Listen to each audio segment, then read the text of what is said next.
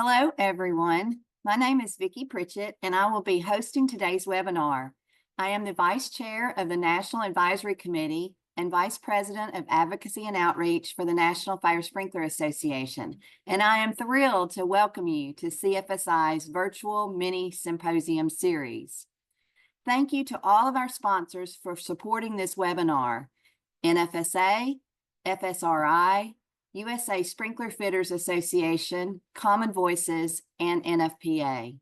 Today, we will be focusing on fire sprinklers. Let's start off with some facts versus myths. Fire sprinklers activate in rooms where fire occurs, not throughout a structure. That's a fact. Water damage from a sprinkler system is more extensive and expensive than fire damage. That's a myth. Sprinklers release 8 to 24 gallons of water per minute compared to 50 to 250 gallons of water per minute released by a fire hose. Number 3, insurance companies will offer discounts and incentives in homeowner policies.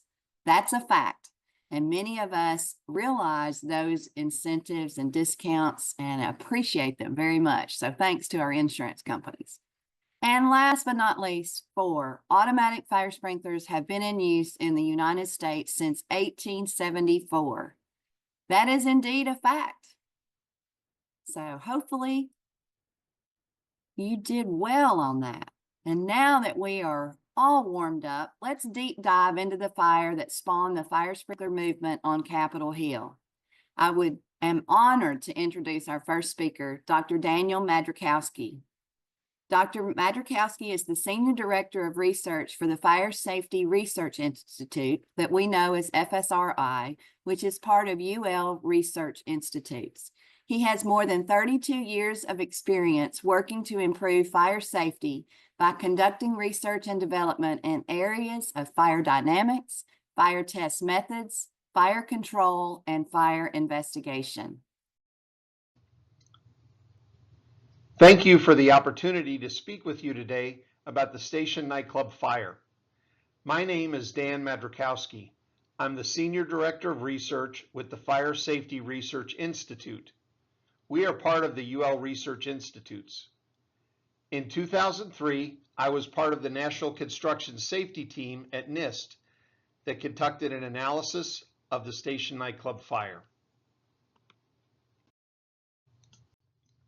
Today, we will briefly review the Station Nightclub fire and the analysis that followed, with a focus on the impact that fire sprinklers might have had if a sprinkler system was installed at the time of the fire. We will start by taking a look at the building, the fire incident, and end with a look at full-scale fire experiments comparing an unsprinklered and a sprinklered simulation of the fire. The information in this review was drawn from the NIST report. If you're interested in a more detailed account of the analysis, the International Association of Arson Investigators, IAAI, offers a free program on their cfitrainer.net learning platform. The building was built in 1946. Over the years, the building was typically used as a bar or a restaurant. In the early 70s, the building fell victim to a fire, but it was renovated and reopened in 1975. In 2000, the building became the Station Nightclub. In order to get the licenses and permits needed to operate, the building had soundproofing foam added around the performance platform in the drummer's alcove to address noise concerns, and a fire alarm system was installed. The only fire extinguishing system in the building on the night of the fire were portable fire extinguishers. Note that even though the allowed capacity was increased by moving tables and chairs out of the way, the nightclub was still overcrowded with more than 460 people in attendance on the night of the fire. Here's the floor area of the Station Nightclub. It had 4 exits as shown. However, not all the exits were used to their capacity or were easy to find. Just after the fire started, the platform exit door was blocked by a security guard. The kitchen exit was not even easy to find because you had to enter the kitchen to locate it. The fire started in the opening to the drummer's alcove. Most of the people headed toward the front entrance to escape the fire, basically the entrance they came in. This is where many of the victims were trapped.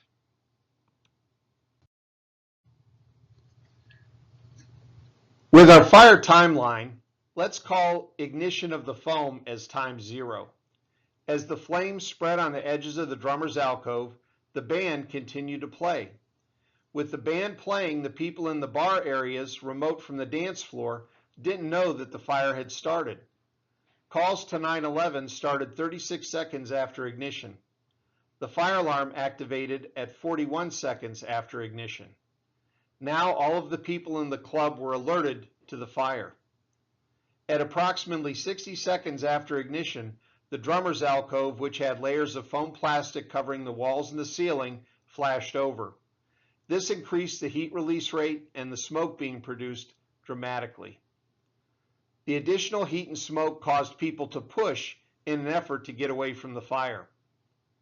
Within 30 seconds after flashover, or 90 seconds after ignition, the smoke layer was close to the floor. The fire department was literally just down the street. They responded very quickly, and they rapidly discharged their tank water in the flames in the front door, which resulted in the rescue of a few people that were trapped in the doorway.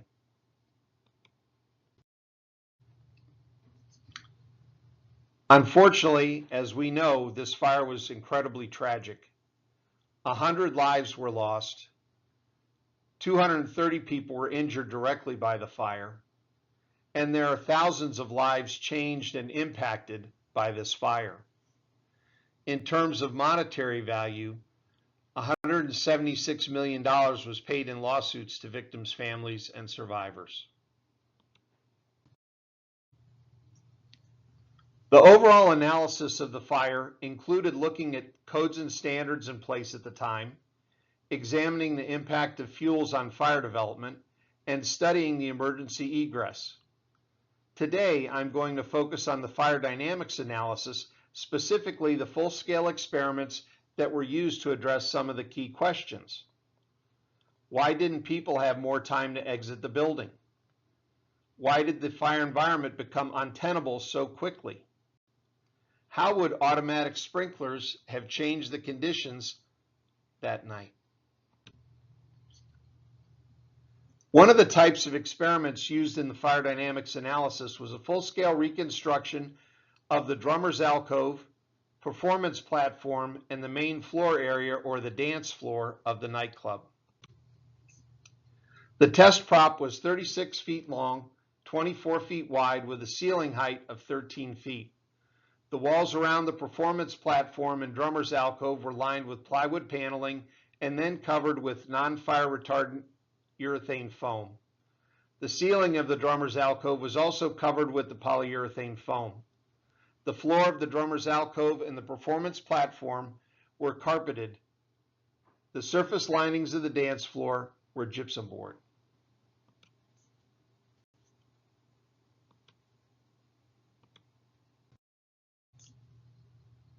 I'll be sharing some temperature and gas concentration data with you.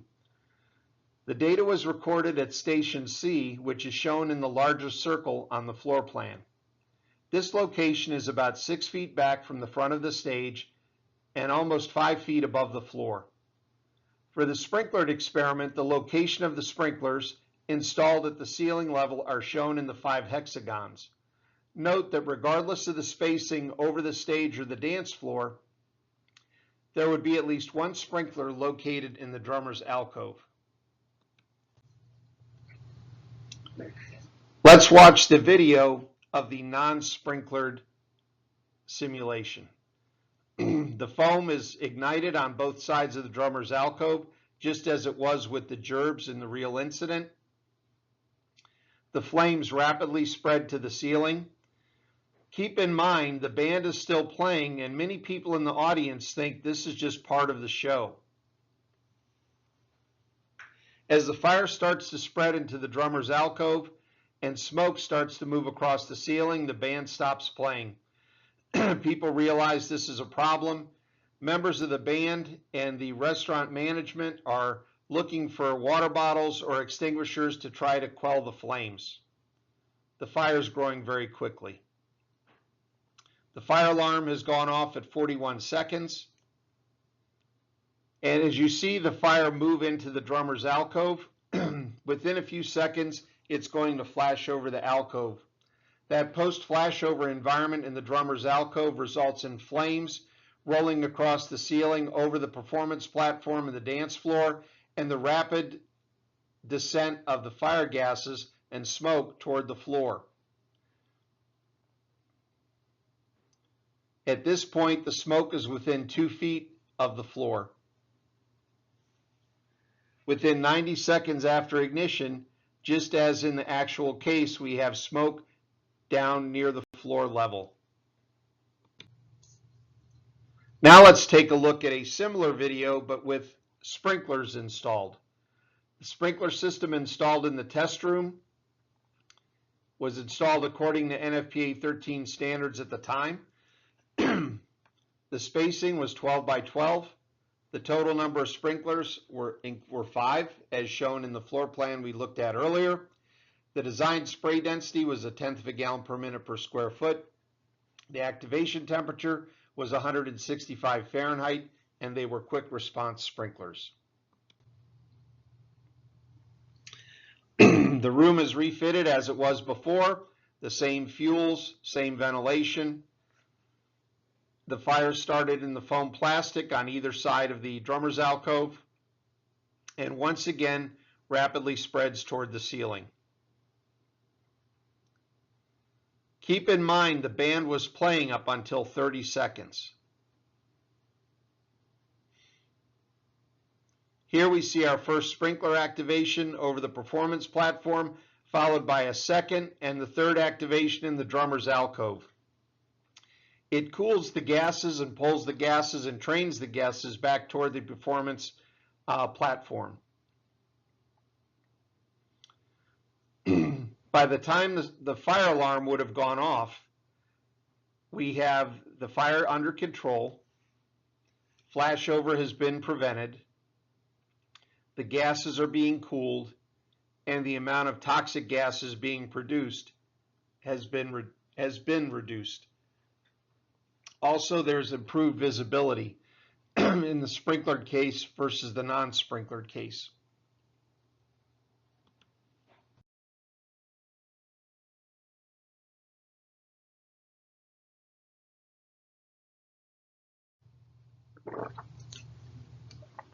Temperature comparison, sprinklered versus unsprinklered.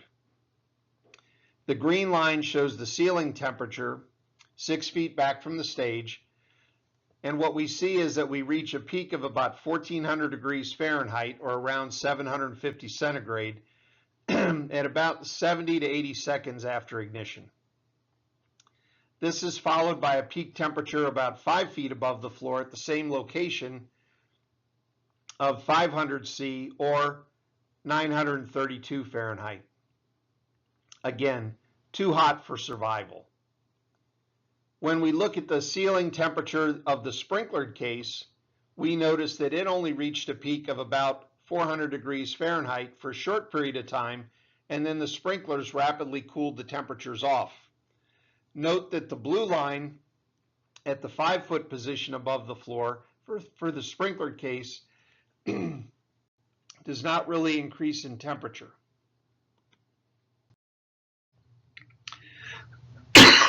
The CO readings reached 4%, or 40,000 parts per million at 100 seconds after ignition for the unsprinklered case. To provide a benchmark here, the OSHA permissible exposure limit is 50 parts per million as an 8-hour time-weighted average. CO levels over 3,000 parts per million, or 0.3%, can be considered life-threatening within minutes. Again, notice that there's a very small increase in CO in the sprinklered situation. Oxygen comparison, sprinklered versus unsprinklered. In the unsprinklered case, the oxygen basically stays at ambient conditions at 5 feet above the floor. about 20.9%, what you'd find in normal air. However, in the unsprinklered case, notice how rapidly the fire is consuming the oxygen and dropping the oxygen levels below 12%, where a person might become disoriented or dizzy, and dropping it all the way down to 5%. Again, very unhealthy, untenable condition. The hydrogen cyanide comparison. The hydrogen cyanide exposure in the unsprinklered case is 500 parts per million, 500 parts per million at 80 seconds after ignition. The concentration at which HCN becomes immediately dangerous to human life and health. It is generally considered to be around 50 parts per million. So again, you see this is a highly toxic environment in the unsprinklered case, very untenable. Note, however, in the sprinklered case, there is a very small increase in the hydrogen cyanide for a brief period of time. The findings from the full-scale fire experiments demonstrated just how fast the fire grew and transitioned through flashover. Post-flashover, it only took 30 seconds for the smoke to fill the main floor of the nightclub. Clearly, not enough time for everyone to get out safely. The contrast with the sprinklered experiment was like night and day. In the sprinklered case, the fire was controlled, the sprinklers prevented flashover, and the sprinklers maintained tenable conditions based on temperature, oxygen, carbon monoxide, and hydrogen cyanide measurements. Regardless of the sprinkler spacing over the main floor, the activation of the fire sprinkler in the drummer's alcove would have prevented flashover. At a minimum, this would have provided people more time to exit the building. This study aided in driving code changes to require sprinklers in nightclubs. Sprinklers save lives. Thank you. If you have questions, please feel free to email me at the address shown. I encourage you to visit the FSRI.org website to see the wide range of research projects we're working on. Our Fire Safety Academy can be found at training.fsri.org. There are more than 30 free training programs on topics ranging from lithium-ion batteries to firefighting tactics to the impact of ventilation on fire patterns. Thank you very much. Thank you, Dan. What a great presentation. And I always learn so much every time you present, and it just makes everything so real. Thank you so much, Dr. Madrzykowski. I am always in awe of your knowledge and how you simplify it so that we all understand and can better understand. To that note, there is no one more qualified to help us understand the station nightclub than Common Voices advocate Rob Feeney. Rob, along with his fiance and friends, was in attendance that night. Rob lost his fiance in the fire and is a burn survivor himself, who has truly become a champion and an advocate second to none. So let's learn from Rob, and what a great compliment to Dr. Madrzykowski's presentation this morning is now to hear from someone who was there that night. Let's learn from Rob Feeney, a survivor from the station nightclub fire.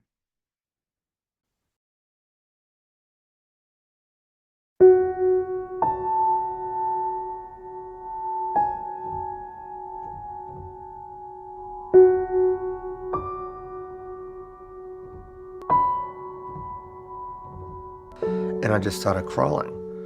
And I crawled, I found a wall, and I started feeling along the wall and crawling more with one hand on it, and I'm crawling over like the wavy lumps, which I didn't know at the time were people. And I'm just crawling over just countless bodies. And I felt the wall turn, and a couple feet after it turned, there was a hole. And I pulled myself up into the hole, dove into it. I didn't even know where it went. I was hoping it was a window. When I got out, I could see some light to my left and a lot of flashing lights. I could hear sirens. I started crawling, and I looked behind me, and there's a wall of flames. and two firefighters came running over. They grabbed me, they threw me down the snow, and they started putting snow on my back, snow on top of my head. All I remember is him telling me, stay with me, keep talking, keep breathing. Next thing I know, I'm waking up and I'm in the hospital. I started getting real antsy. I'm like, I need a phone. So I need to call my fiance. She needs to know I'm awake. I'm not realizing my hands are like pinned behind me and I couldn't use them. And it wasn't until my parents walked in and they were dressed up. And I looked at them like,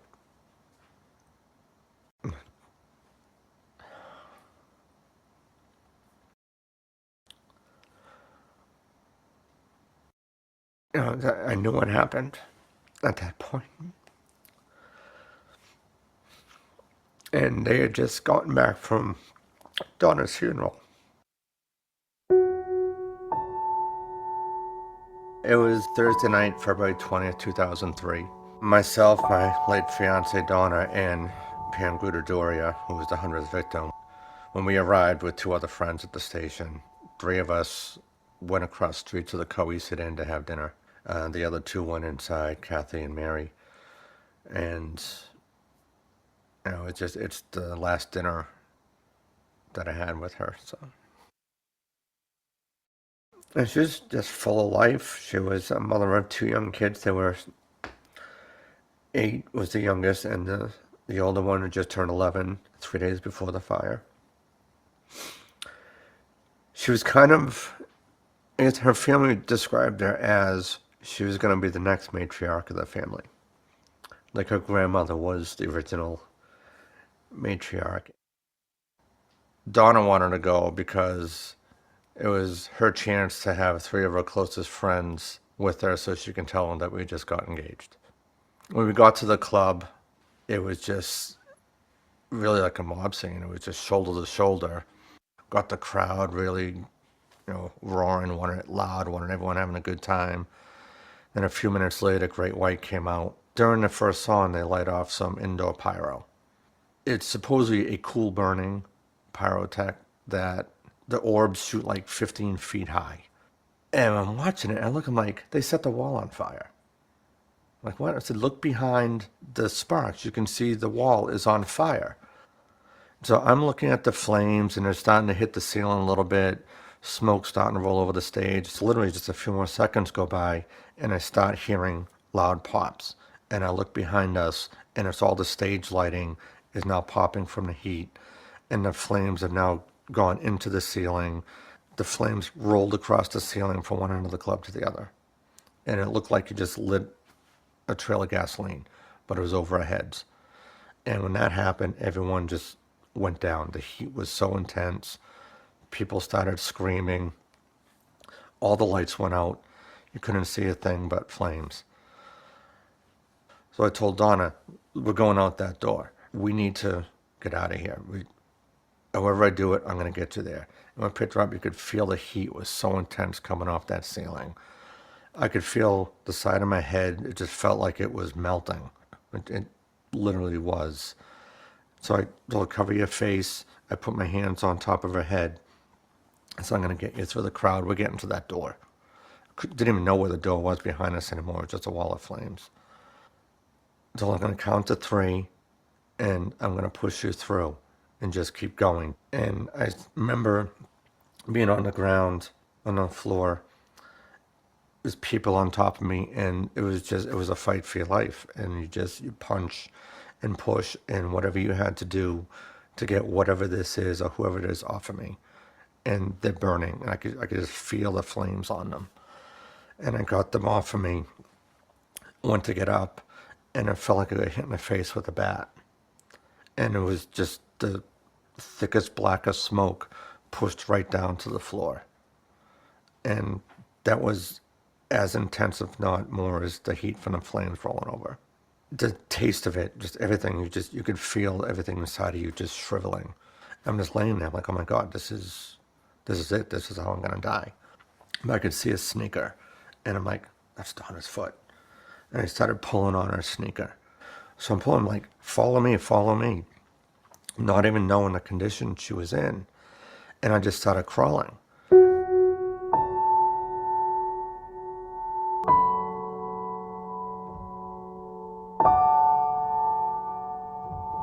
I was in the hospital 28 days. The first 12 was in a induced coma, other than the few hours that I was awake. The recovery was, honestly, it was terrible. So every day they'd have to change dressing on my hands, unwrap them, check for how the skin grafts are attaching, rewrap them. After several days, I had to have all the stitches removed, both from my hands and my donor sites. So the pain from peeling that off your donor sites, I can only define as being equal, if not worse, to feeling my skin melt in the fire. They wound up putting something in my mouth so I wouldn't bite my tongue because the pain was so intense. My hands had full thickness skin grafts. I mean, it's basically every layer of skin outside of the tissue. A lot of ligament and tendon damage, more on my left hand than my right. I've had multiple surgeries to reattach tendons that the weaknesses from the burns would snap or just deteriorate. They'd slip into the wrong spot. I was told I was going to lose fingers. I was told a lot of things. My face recovered for some reason. Burned literally went into my eardrum. My right eye was burnt through the cornea and it recovered. There's just a lot of, I was lucky. I mean, because how can you say lucky? I was lucky. Everything is functioning. I think when you're told you're going to lose fingers, you're going to lose sight in one eye, and you might lose your hearing, and then they wound up saying, "Oh, well, they all work. Can you move them?" Yeah, you're not going to lose them. I can't complain about the injuries. The smoke inhalation burns, you can't see it, but that's something I feel all the time. I'm losing my voice a lot, or just a lot of throat irritation and chest irritation that I've learned to live with.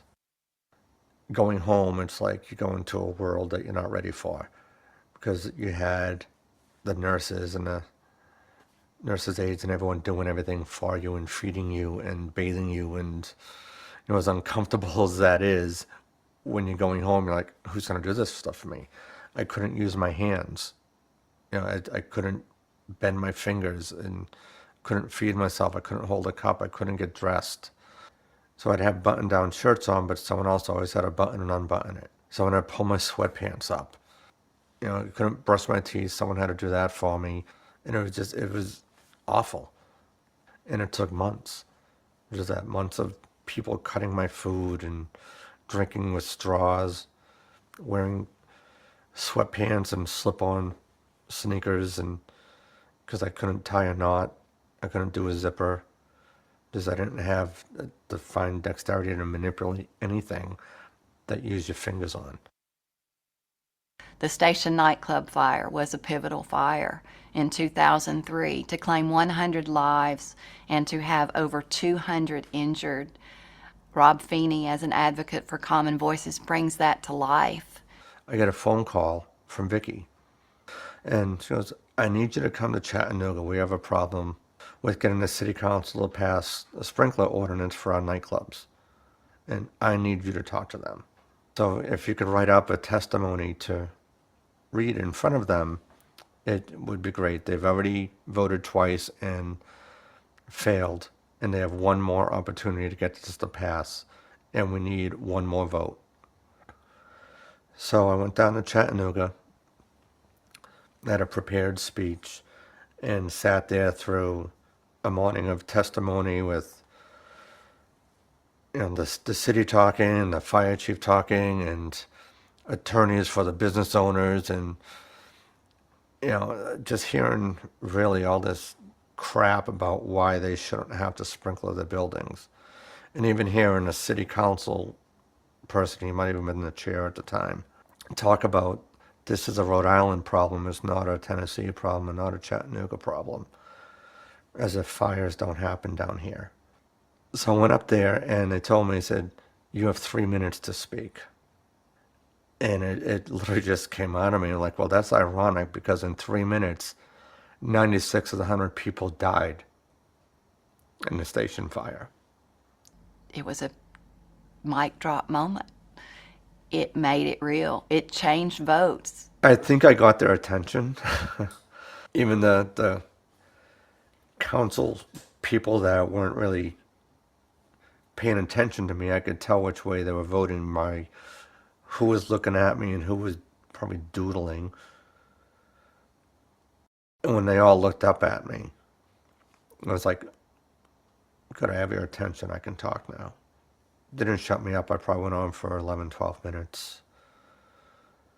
And I told them basically everything from Coconut Grove and Beverly Hills Supper Club to the Station Nightclub fire. Yeah, they weren't all in the same city. None of them thought it was ever going to happen to them. But it did. I think people expect they're safe when they walk into someone's business. And they're going to go in, they're going to eat, they're going to shop, they're going to do whatever, and they're going to be able to leave. You know, we didn't have that safety in the station, but we expected it. I was under the impression that this building was sprinklered. You know, I just thought every nightclub was. And I'm shocked to find out how many are not. And like, how can they not be?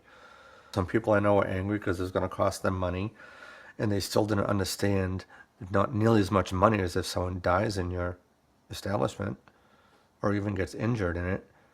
That this is a fraction of what you'll pay. It wound up passing by one vote, and it meant that the nightclubs had a sprinkler. And the mayor called us up to his office, and we were met in the hallway by a councilman who told me that he was the swing vote. And he said that he was ready to vote no until he heard me talk. So that was, I guess,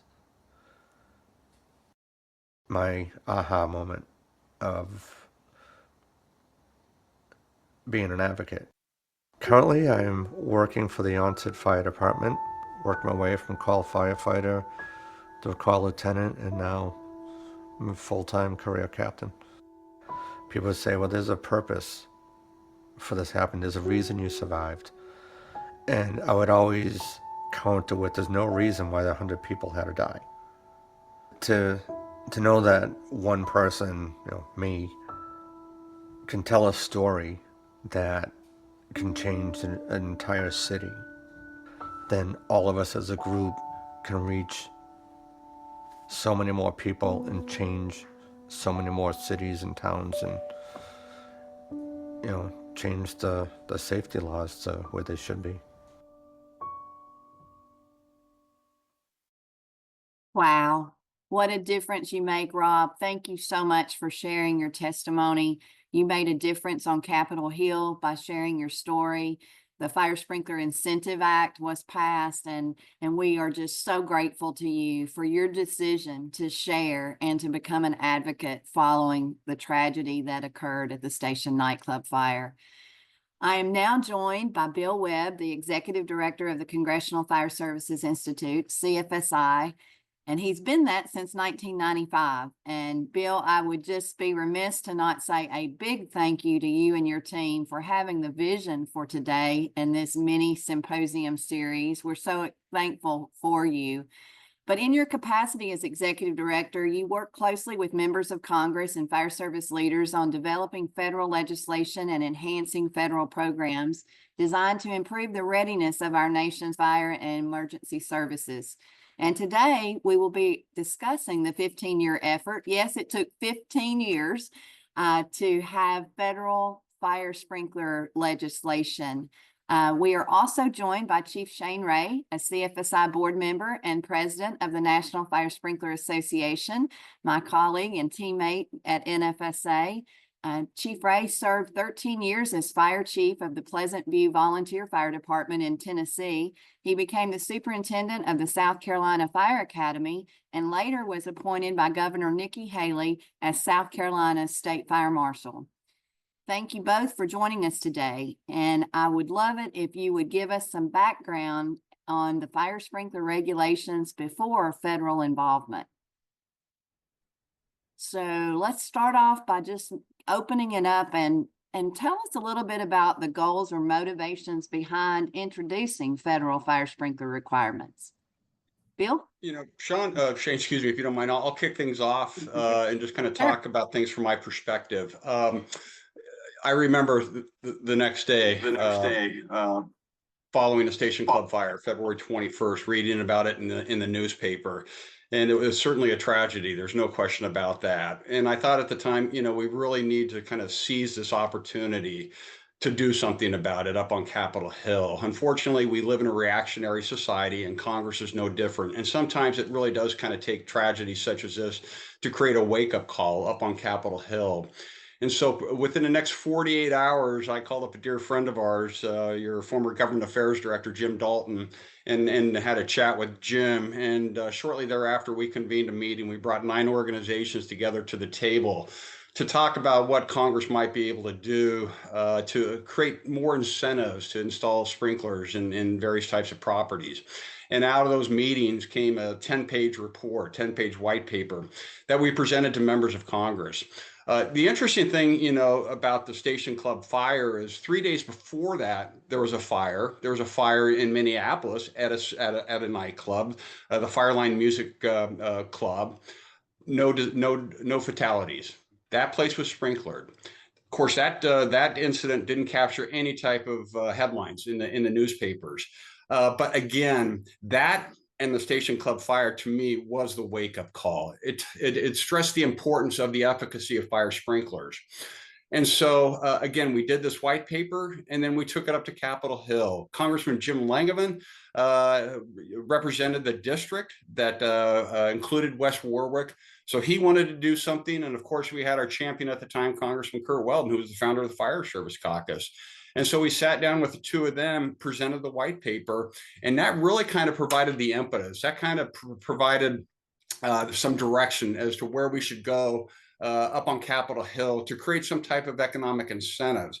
And so, Shane, I'll turn it over to you. National Fire Sprinkler Association played a huge role in this effort. And I tip my hat to this day to NFSA and the leadership for, again, getting us across the finish line. So, Shane, I'll turn it over to you. Yeah, thank you, Bill. And again, as you said, mine and Vickie's certain mentor is Jim Dalton, who just would not let this thing go. He described it always as pushing a rock up a hill on Capitol Hill. And so, but yeah, the NFSA stayed thanks to JD. They stayed with it and funded that. And thanks to Andy Quinn, who will be, I think, joining us in a little bit. But there were a lot. We couldn't have done it without all the national orgs, the IFC, the IFF, the NVFC, and certainly most that led it and never gave up was you, Bill, and CFSI. So the backbone of bringing us all together, NFPA, ICC, and then funding from a sponsor here, our USA Fire Sprinkler Fitters. So they were there always, and there's tons of pictures hanging in this place of us on Capitol Hill. DC Fire Department always hosted us when we were there. So there were so many things that drove this, but the key to get it over the hill was the tax reform. So we could not, so 15 years it took us because there was no legislation to change the 1986 tax code. So I have to throw a plug in there too, Bill, for your vision that was this year's CFSI theme, get engaged, stay engaged. Well, that hadn't changed since the Station Nightclub fire. It's not going to change. There's still fires. There still could be today, there could be a fire just like the Station Nightclub. I've been in several of those establishments over the last decade that says, wow, this is the same vulnerability. I can remember being a young fire lieutenant in those days. And again, the fire chiefs are like, okay, get out and inspect these businesses and make sure that means of egress are open and blah, blah, blah. Same thing that happened after the Ghost Ship fire in Oakland, California. We're very reactionary on some of those fronts. And then 6 months later, we wasn't doing anything about it again. So I would just caution us that says, hey, get engaged, stay engaged. That means at the local level, the state level, and the federal level. Because as I sit here today, as I watch on the tools that we have in our team that's here now, it's like there's Just today, there's 1,046 discussions going on at the local level. That's just 677 different municipalities are discussing something on their agendas tonight and today about fire protection. So from fire alarms to fire sprinklers to just in general, the 4 topics we look at, that's going on today, not counting what we've got going on with the High-Rise Fire Sprinkler Incentive Act, which is introduced, right? We got the Fire Sprinkler Incentive Act, which you can get tax credits for the fact that you do anything in small business. So those are out there. They are on our website, nfsa.org/tax reform. You can use those examples. And the example we use in there is the station nightclub itself that said what would have happened today if they would have had tax incentives. How could they have written that off for their federal tax deduction? So lots of things going on and lots of players in the game. And certainly thank you to all for the help and assistance. Vickie, I'd like to chime in. Absolutely. It took 15 years, and it is a case study on the legislative process. Again, we went through 7 different Congresses. And if you've got the appetite, if you're persistent, and if it really means a lot to you, you got to stay in the fight. One session ends, the next session starts. That means you have to reintroduce the bill. That means you have to go out and find new sponsors and co-sponsors. You're starting from square one. And we did that continuously from one session to the next. And as Shane said, it was attached to the tax bill that was approved in 2017. And Andy will talk about this, Andy Quinn, I'm sure in a second. But a lot of times in order to move a piece of legislation, you need to attach it to a bigger piece. And that's kind of what we were waiting for. So to me, Shane, Vickie, you were there. It was one of the most monumental memories for me at CFSI when we were standing at the Station Club Memorial back in February of 2018, and there were survivors there. And we were there not only to pay tribute to the memory of those who died that day, but to celebrate what we were able to achieve so that those victims did not die in vain. And so again, if you want something bad enough, you have to have that desire, you have to have that passion. And to the credit of NFSA and all the other organizations, we stayed in that fight, and we've got battles ahead, as Andy Quinn will talk about and Michaela Campbell will talk about. Another challenge is, and I said this before, 15 years to get the bill approved. That was one hurdle. The next hurdle is getting that information out. And I know NFSA has done an outstanding job of getting that information out. You have information on your website. But to the listeners of this podcast, of this symposium, I'd encourage you to go on NFSA's website to find out more about that and to share that information with local communities. There are a lot of unsprinklered structures in this country of ours. There is a tax incentive in place now that will allow the owners of these properties to safeguard their properties against fire by putting in sprinkler systems. And so, again, if anyone has any questions, you could, send an email to CFSI, or you could send an email to us, and we will gladly get you the information so that you can share it with the community, with the businesses in your local communities.